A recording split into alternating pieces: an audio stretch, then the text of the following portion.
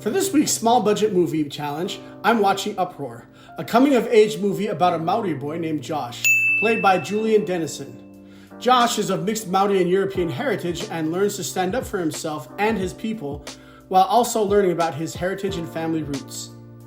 Besides Julian Dennison, the movie also stars Rhys Darby, a Kiwi comedian who played Murray Hewitt in the HBO series Flight of the Conchords, and Minnie Driver, the very talented British actress and singer who is probably best known for her roles in Good Will Hunting and the Disney animated version of Tarzan. I really wanted to watch Uproar when it first came out, but I wasn't able to fit it in my watching schedule, and by the second week it was already gone from the theaters. There are two reasons I want to watch this movie. First, you may remember the 2002 movie Whale Rider, which stars Keisha Castle Hughes. Whale Rider is a coming-of-age movie that really brings Maori culture to the forefront. For me, as a Polynesian who has learned about and performed the haka, and who has an appreciation for other Polynesian cultures, and in particular Maori culture, Whale Rider was a really good movie. And while there are some significant differences between Whale Rider and Uproar, I'm all in for a movie that celebrates Polynesian culture, and especially one that teaches younger Polynesians about their roots. The second reason I want to watch this movie is that Rhys Darby is really fun. I mentioned earlier that Rhys Darby is known for Flight of the Conchords. He has been in many movies, but to me, Flight of the Conchords is the most memorable. Like when he books the band Flight of the Conchords to play in Central Park, or opining that friends should be friends of friends' friends. He has many memorable lines from Flight of the Conchords. He has always been very entertaining. So, Uproar has a very high Rotten Tomatoes score with 100% critics scores and 91% viewer scores. Yes, I wish it was seen and reviewed by more people, but that's the way it goes with smaller budget movies.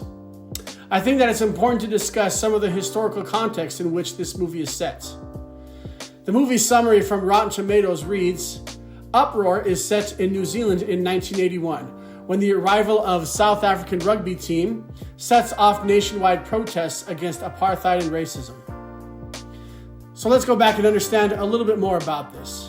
This information that I will share is from the Global Nonviolent Action Database. While the movie is set in 1981, let's go back a little bit more to 1969 to talk about Halt All Racist Tours, HART, which was organized in New Zealand in 1969 to protest rugby tours to and from South Africa. Their first protest in 1970 was intended to prevent the All Blacks, New Zealand's flagship rugby squad, from playing in South Africa unless apartheid regime would accept a mixed-race team. 2 years later, in 1971, the Springboks, South Africa's rugby team, arranged a tour of New Zealand. HART had intensive planning meetings, and after laying out their nonviolent protest strategies to the New Zealand security director, he was forced to recommend to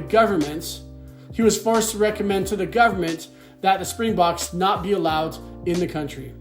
Prime Minister Kirk canceled the Springboks' visit, citing what he predicted would be the greatest eruption of violence this country has ever known. Fast forward to 1981, the setting for our movie Uproar, and the Springboks arrived in New Zealand on July 19th. Though they were officially welcomed by the New Zealand government, there was a sense of dread and anticipation that surrounded their arrival. In response to HART, pro-rugby groups like Stop Politics and Rugby, SPIR, organized in an effort to help the Springboks tour succeed. Both sides tended to be easily identified by armbands that made their affiliation clear. The Springboks played their first game on July 22nd in Gisborne. An anti-Springbok rally took place that day near the rugby pitch. When the campaigners arrived at the arena, they were confronted by pro-rugby demonstrators. So that's a little bit of historical context for this movie. And if you don't know much about Rugby New Zealand, it is a pretty serious sport with a very serious team, the All Blacks. I'm hoping that this will be a good movie, and I'm very excited to watch it. Let me know in the comments if you have seen it, and I'll see you later this week with my movie review.